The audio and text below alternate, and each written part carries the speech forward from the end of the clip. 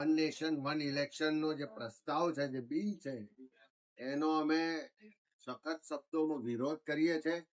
એટલા માટે કારણ કે આ જે બિલ લાવવામાં આવ્યું છે એની પાછળનો જે હિડન એજન્ડા છે કે સત્તાનું કેન્દ્રીકરણ કરવું, બંધારણનું જે આપણી ભાવના છે એના વિપરીત બિલ છે.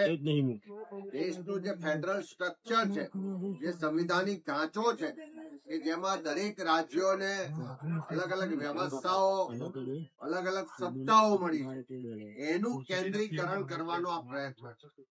સાથે સાથે જે બિલના પ્રાવધાન આપ્યા કે કોઈ રાજ્યમાં સરકાર સામે અવિશ્વાસ પ્રસ્તાવ આવે કે કોઈ રાજ્ય સરકાર એ સરકારનું ભંગ કરે, એવા સંજોગોમાં મધ્યવર્તી ચુનાવ નહીં થઈ શકે ને થશે તો બાકીના પીરિયડ માટે જ કરવામાં આવશે.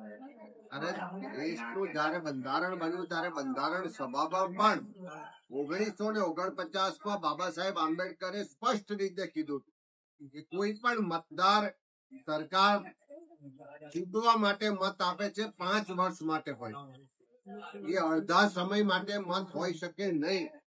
એ જે વ્યવસ્થાઓ આ બિલમાં લાવવામાં આવી છે એનો અમે વિરોધ કરીએ છીએ. સાથે સાથે જે એમણે એના ઉદ્દેશ બતાવ્યા વન નેશન વન ઇલેક્શન એટલા માટે કારણ કે ખર્ચામાં કમી થાય, એટલા માટે કે મશીનરી ઓછી રોકાય, પણ જે જમીનની હકીકત જોઈએ છે તો દરેક રાજ્યોના સેન્ટ્રલ ગવર્મેન્ટના બજેટના 1% પણ ઓછી રકમ આ ચૂંટણીઓની વ્યવસ્થામાં ખર્ચ થાય છે. પણ સાથે એક સાથે ઇલેક્શન કરાવશે તો આટલો મોટો સુરક્ષા બળો ક્યાંથી આવશે? એક સાથે આટલા ઈવીએમ કે વીવીપેટ ખરીદવાના થશે કે એનો કેટલા કરોડોનો ખર્ચ થશે? એક સાથે જે ચૂંટણીઓ થાય તો સેન્ટ્રલ ના જે મુદ્દાઓ છે હાવી થઈ જાય, નેશનલ નેરેટિવ્સ ના આધારે ચૂંટણીઓ થાય, સ્થાનિક જે રાજ્યોના મુદ્દા છે, સ્થાનિક જે સ્વરાજની સંસ્થાઓના મુદ્દા છે, એ મુદ્દાઓ દબાઈ જાય.